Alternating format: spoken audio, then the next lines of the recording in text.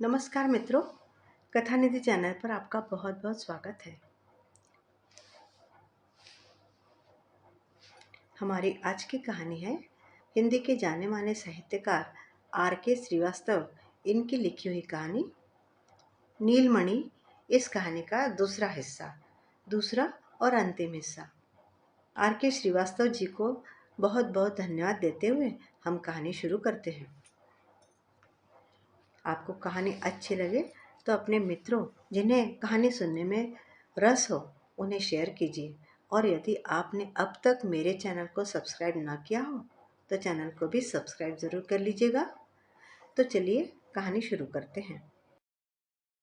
नीलमणि ने पति की मृत्यु के बाद में अपने देवर से विवाह करने का उसकी सास ने जो प्रस्ताव उसके सामने रखा था उस पर उसने जवाब नहीं दिया था। उधर सेवकराम उससे अंतरंग पलों में जो डींगे हाँकता था, नीलमणि उसे सच मान बैठी थी। लेकिन जब उसे सेवकराम से गर्व ठहर गया तब सेवकराम ने उसे 4 पुड़िया थमाते हुए आश्वस्त कर दिया था कि इन्हें खा लेना, 1 पुड़िया सुबह और 1 रात में। सुनकर नीलमणि को ताज्जुब हुआ था, क्योंकि सेवकराम ने उसको हर स्थिति से बचाने का वादा किया था। बाल बच्चे होने की स्थिति में उसके साथ ब्याह करने का भी वादा किया था। उसे अलग से मकान और गुजर बसर होने लायक खेती और भूमि भी उसके नाम करने का वादा किया था। स्त्री जाति की यही खूबी है कि वो जिसे चाहती है टूट कर चाहती है, आगे पीछे का ख्याल नहीं करती। वह भावना प्रधान होती है, इसलिए बहुधा अपने फैसले दिमाग के बजाय दिल से करती है, और इसी कारण प्यार में कई बार स्त्री ही धोखा खाती है। धीरे धीरे नीलमणि को यह विश्वास होने लगा कि वह प्यार में छली जा चुकी है, तथा सेवकराम का प्रेम सच्चा नहीं, केवल दिखावा और स्वार्थ आधारित था। वह इस समय भी यदि अपनी सास का कहा मान लेती तो आगे चलकर उसकी जो दुर्दशा हुई वह न हुई होती, और यह कहानी भी अस्तित्व में न आती। किंतु भावी प्रबल है, उसके क्रूर पंजे से आज तक कौन बचा है। वह प्रारब्ध जीव को घेर घार कर कर्मफल भोगने को विवश कर ही देता है। आखिरकार नीलमणि को यह विश्वास करना ही पड़ा कि सेवकराम का प्रेम बनावटी और मतलबी है। अब वह उसमें पहले जैसा दिलचस्पी भी नहीं ले रहा। यह सब सोचकर उसने दवा की पुड़िया को तो कूड़ेदान के हवाले किया, और मान मर्यादा आत्मसम्मान सबको तिलांजलि देकर सेवकराम के घर जा बैठी।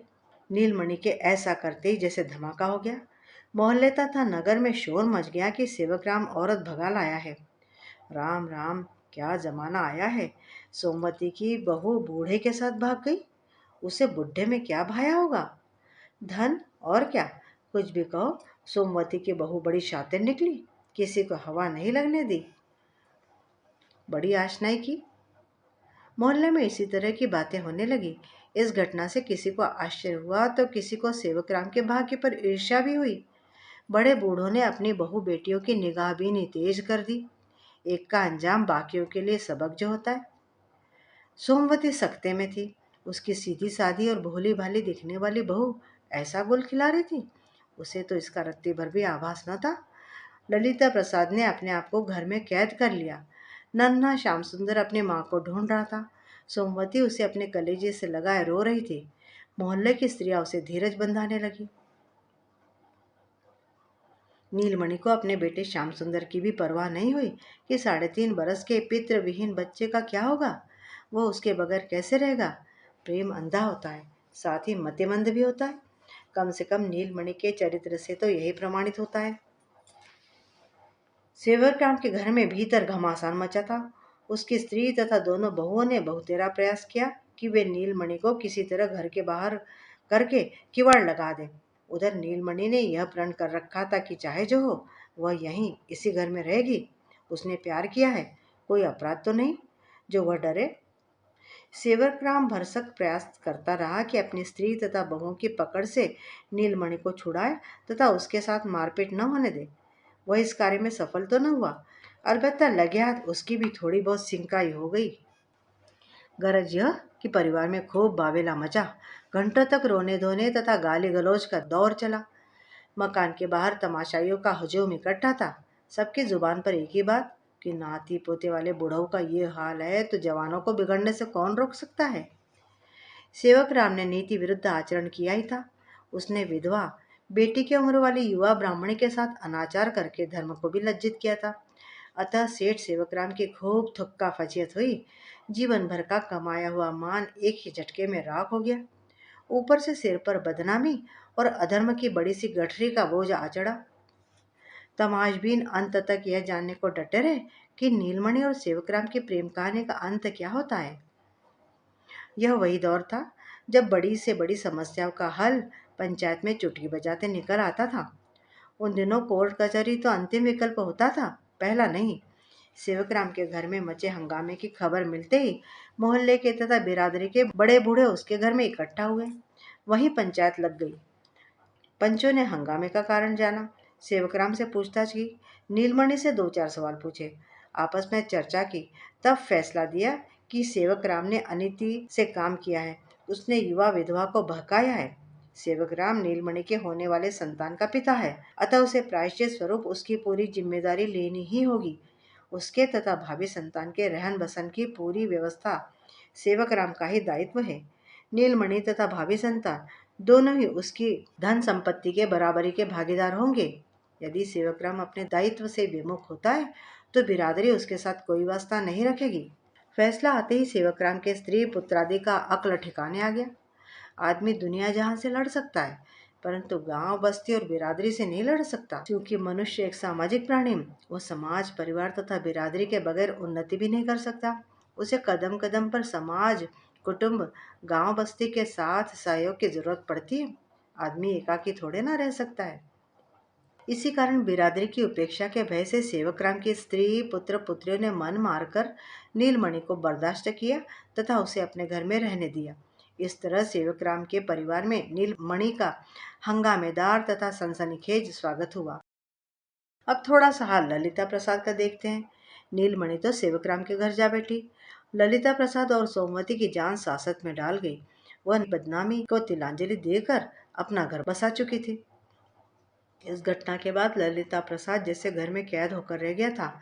उसे ताने सुनने पड़ते थे कि हाँ, नीलमणि इसी की भाभी है जिसे सेवकराम ले उड़ा है, जो सेवकराम के घर जा बैठी है। उसके दोस्त यारों ने उससे मुंह मोड़ लिया था। हफ्ते बीत जाने पर भी कोई उसका हालचाल लेने नहीं आता था। भागी नीलमणि थी, दोष पूरे परिवार के सिर मढ़ा गया था। ललिता प्रसाद ने खूब सोच विचार करने के बाद अपनी माँ सोमवती से कहा कि उसकी शादी की फिक्र ना करे, क्योंकि वह शादी करना ही नहीं चाहता। यहाँ वह सिर उठाकर चल नहीं पाएगा, इसलिए आजीविका के लिए वह दूसरे शहर को चला जाएगा। पहले चंद्र प्रसाद की मृत्यु, नीलमणि का भाग जाना और ये तीसरा झटका जो ललिता प्रसाद सोमवती को दे रहा था। उसने ललिता प्रसाद को खूब समझाया बुझाया, उससे याचना भी की, परंतु वह अपने निश्चय से नहीं डिगा। आखिर उसने उसे शहर छोड़ने की अनुमति दे ही दी। ललिता प्रसाद चंदनपुर से चलकर घूमता फिरता प्रयागराज जा पहुंचा। वह बहुत अनुनय विनय करके अपने तीर्थ पुरोहित का गुमाश्ता हो गया तथा वहीं रहने लगा। उसे छत्तीसगढ़ से प्रयागराज जाने वाले यजमानों तीर्थ यात्रियों को नैनी रेलवे स्टेशन से तीर्थ पुरोहित के धर्मशाला तक लाने तथा पुनः धर्मशाला से रेलवे स्टेशन तक पहुंचाने का काम मिला, जिसे उसने पूरी लगन, ईमानदारी और परिश्रम से करना शुरू कर दिया।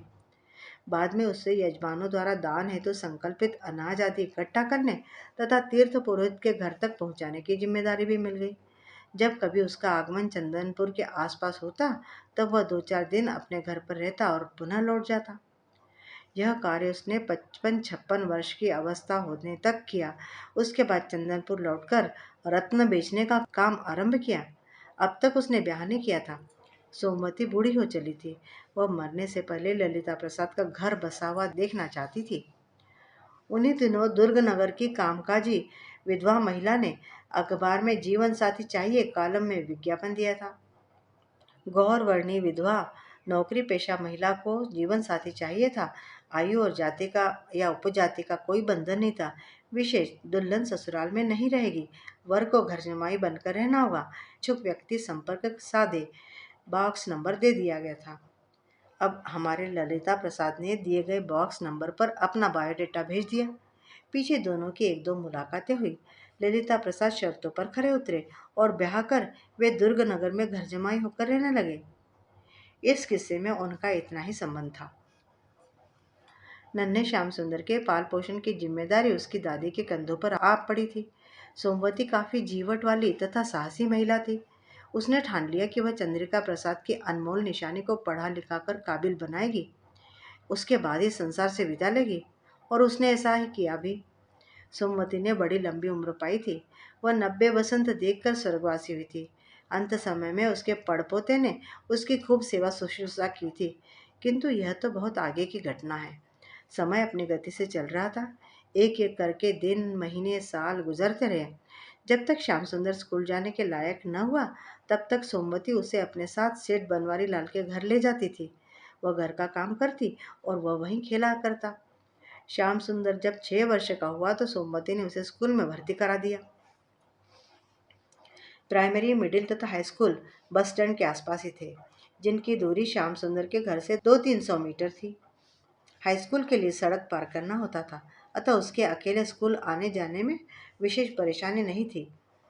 यहाँ पर मात्र कल्पना की जा सकती है कि जब वह थोड़ा समझदार हुआ होगा तथा उसे यह मालूम हुआ होगा कि उसकी माँ उसके पड़ोस के ही घर में रहती है, तो उसके मन में यह प्रश्न जरूर आया होगा कि क्यों। इस सवाल का जवाब उसे आगे चलकर कुछ वर्षों के बाद मिला होगा। तब उसकी मनोदशा क्या हुई होगी, इसकी सहज ही कल्पना की जा सकती है।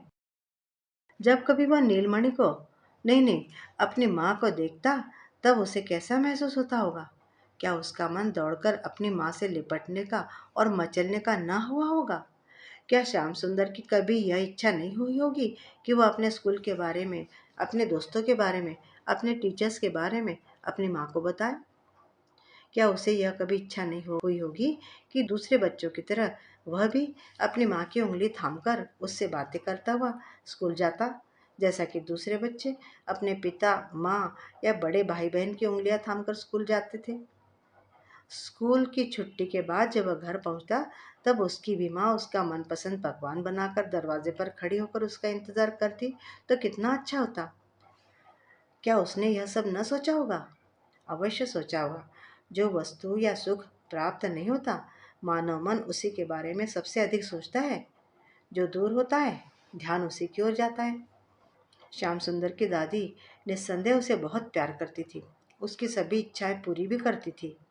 उसके लिए उसने सब कुछ सहा था। फिर भी बच्चे के लिए उसकी माँ का स्थान कोई दूसरा नहीं ले सकता, दादी भी नहीं। यह कटु सत्य है। नीलमणि अपने स्वार्थ में अंधी होकर अपने बच्चे को, अपने श्याम सुंदर को भूल गई होगी। उसे कभी उसकी याद न आई होगी, या उसे श्याम सुंदर को अपने अंक में लेकर प्यार करने की इच्छा नहीं होगी। ये कैसे कहा जा सकता है। घायल की गति घायल ही जाने। दूसरों को उस दर्द की वास्तविक अनुभूति कैसे हो सकती है। नीलमणि के प्रेम का आवेग जब कुछ धीमा हुआ, तब जब कभी अपने पुत्र को, जिसे वह बेरहमी से छोड़ आई थी, देखती, या कभी दोनों का आमना सामना होता, तब वह पश्चाताप और ग्लानि की आग में कितनी जली होगी, कितना तड़पी होगी, इसे उससे बेहतर कौन जान समझ सकता है। कोई कोई भूल ऐसी होती है जिसका पछतावा आजीवन होता है, फिर भी उस भूल को दुरुस्त करने का कोई रास्ता सूझता नहीं। सेवक राम के परिवार ने बिरादरी के दबाव में नीलमणि को साथ रखा जरूर, मगर उसका दर्जा और हैसियत नौकरानी से बेहतर नहीं थी। समय आने पर नीलमणि ने एक पुत्री को जन्म दिया, जिसका नाम अनीता रखा गया। सेवक राम के परिवार में उसका क्या स्वागत होता। उसकी माँ ही तो वहाँ के लिए एक अवांछित व्यक्ति तथा बोझ थी। सेवक राम के साथ नीलमणि बतौर उपपत्नी 8-9 बरस ही बिता पाई थी। एक दिन सेवक राम उसे अकेला और असहाय छोड़कर दुनिया से रुखसत हो गया। जब हृदयाघात से उसकी मृत्यु हुई, तब वह 65 बरस का था। अब नीलमणि की आंखों के आगे अंधेरा छा गया। उसका तथा अनीता का भविष्य क्या होगा, उसे इस बात की चिंता होने लगी। सेवक राम के जीते जी उसे खाने पहनने की कोई कमी नहीं हुई थी। हालांकि उसे हाड़तोड़ मेहनत जरूर करनी पड़ती थी तथा हर एक सदस्य का हुक्म बजाना होता था। तब भी जीवन में निश्चिंती थी, जो सेवकराम के काल कवलित होने पर जाती रही। धार्मिक तथा पारिवारिक रीति रिवाजों के अनुसार सेठ सेवकराम का क्रियाक्रम संपन्न हुआ। मेहमान अपने घरों को विदा हुए। इसके साथ ही नीलमणि पर विपत्ति का पहाड़ टूट पड़ा।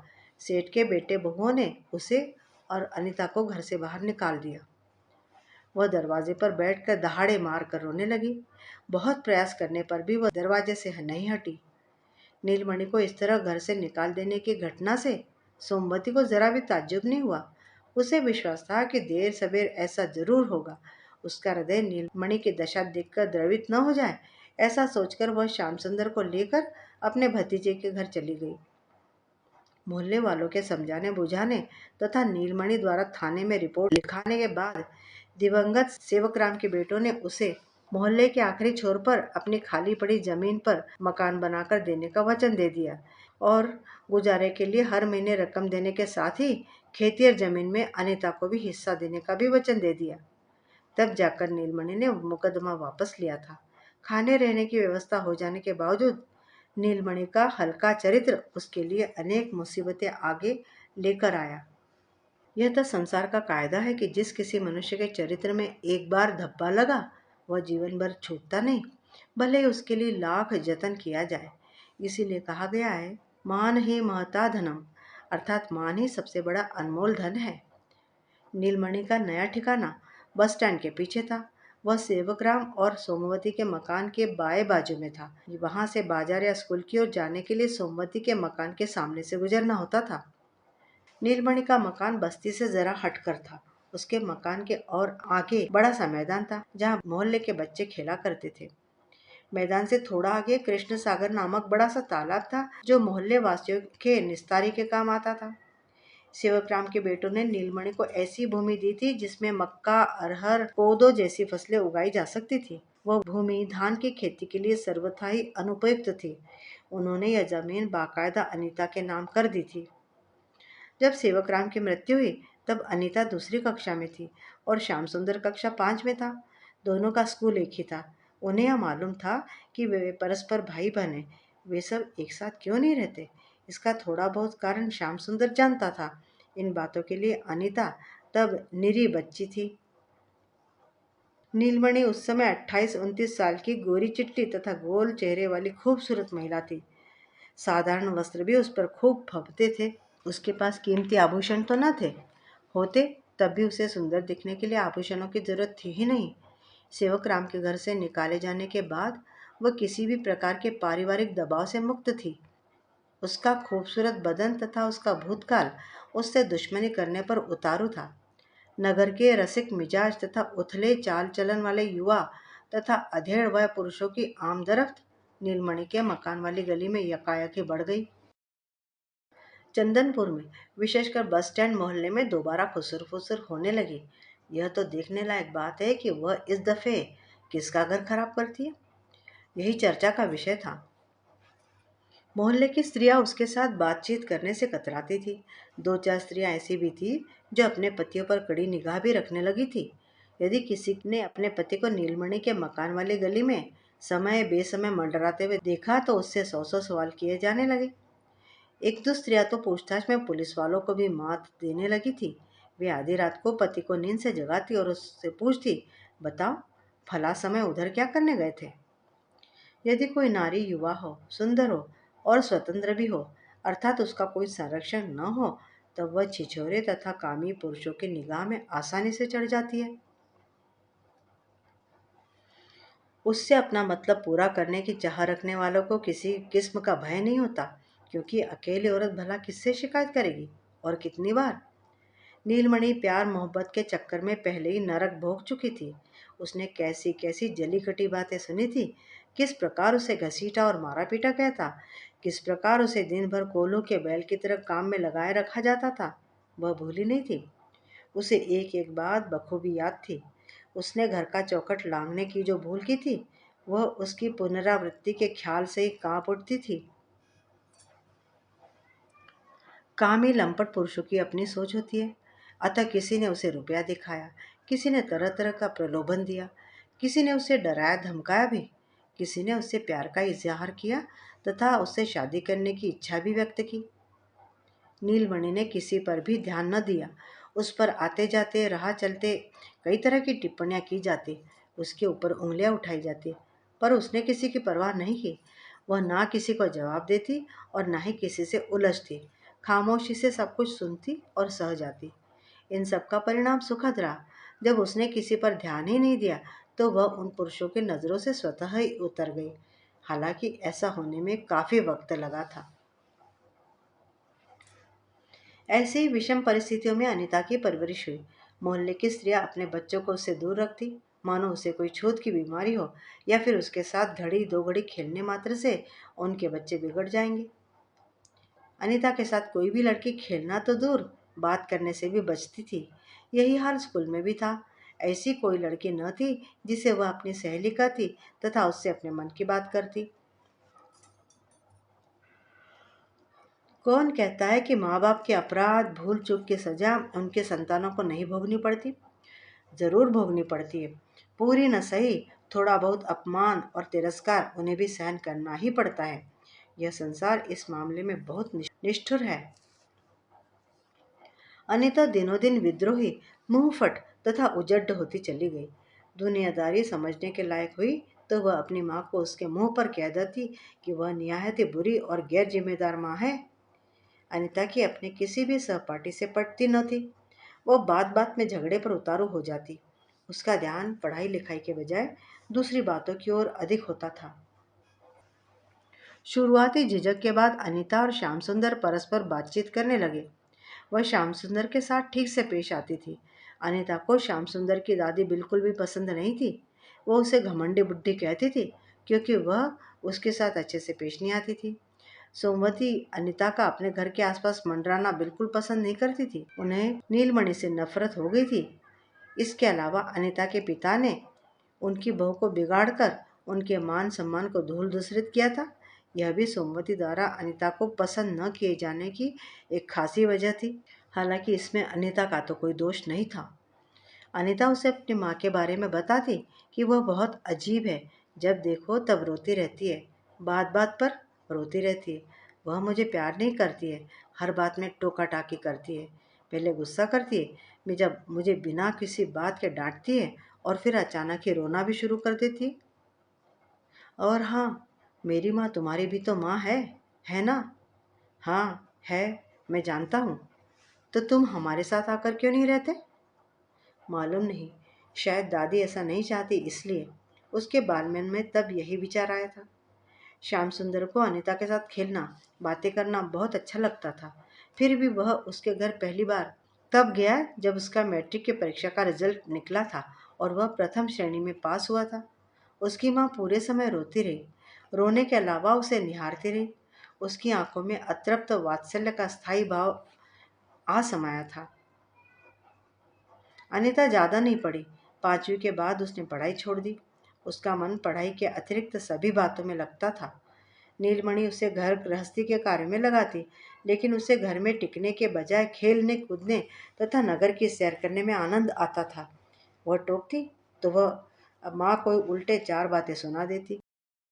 एक गलत निर्णय आजीवन दुख देता है, इसलिए जिंदगी के फैसले खूब सोच समझ कर लेने चाहिए। नीलमणि अनीता को समझाना चाहती थी, लेकिन वह उसकी कोई बात गंभीरता पूर्वक सुनती नहीं थी। वह अपनी माँ की सीख को एक कान से सुनकर दूसरे कान से निकाल देती। दुख मनुष्य को समय से पहले बूढ़ा बना देता है। यही नीलमणि के साथ हुआ। दूसरी ओर अनीता समय से पहले जवान हो गई। उसके चाल चलन और चरित्र के बारे में तरह तरह के किस्से गढ़े जाने लगे। नीलमणि ने सब सुनकर अपना माथा ठोक लिया।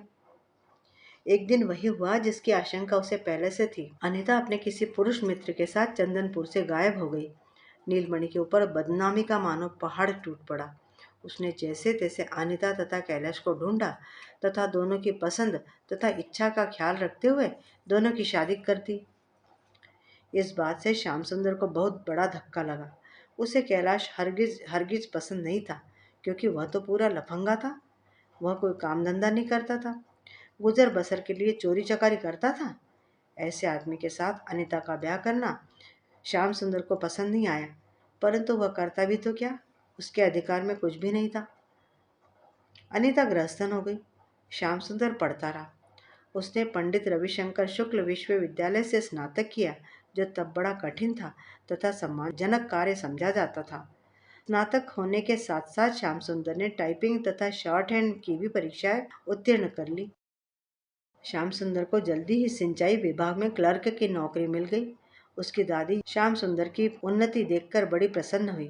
दादी की मेहनत रंग लाई। एक संकल्प पूरा हुआ। दादी ने पूरे मोहल्ले में मिठाई बांटी। वह पहली बार नीलमणि के भी घर गई, उसे बताने के लिए कि ले मिठाई खा और खुशी मना, तेरा बेटा बड़ा बाबू हो गया है। नीलमणि की आंखों से कृतज्ञता के आंसू बह निकले। यह उसके धैर्य का प्रतिफल था जो उसकी सास स्वयं चलकर उसके दरवाजे पर आई थी। जिस समय श्याम सुंदर का ब्याह हो रहा था तब अनीता मायके में बैठी थी, क्योंकि कैलाश उन दिनों जेल में था। सोमवती ने शादी में माँ बेटी को बतौर मेहमान बुलाया जरूर था, उनके द्वारा उसने कोई भी रीति रिवाज संपन्न नहीं कराई। वे उन्हें आजीवन विजातीय ही मानती रही। नीलमणि तथा अनीता के लिए यही पर्याप्त था कि उन्हें श्याम सुंदर का ब्याह में निमंत्रित किया गया था। श्याम सुंदर की स्त्री कोकिला बहुत तेज तर्रार निकली। उसने अपनी दादी सास को पूरी इज्जत और मान सम्मान दिया। उसे नीलमणि और उसकी बेटी अनीता बिल्कुल भी पसंद नहीं आई। सोमवती के हाथ पैर जब तक काम करते रहे वह चंदनपुर में ही रही। असमर्थ हो जाने पर वह अपने पोते के साथ विजयपुर में रहने चली गई। अनीता अपने भाई से मिलने विजयपुर जाती तो उसके घर न जाकर ऑफिस में ही मुलाकात करती और वापस लौट आती। जब सोमवती की मृत्यु हुई तब अनीता अपने तीसरे पति के साथ रह रही थी।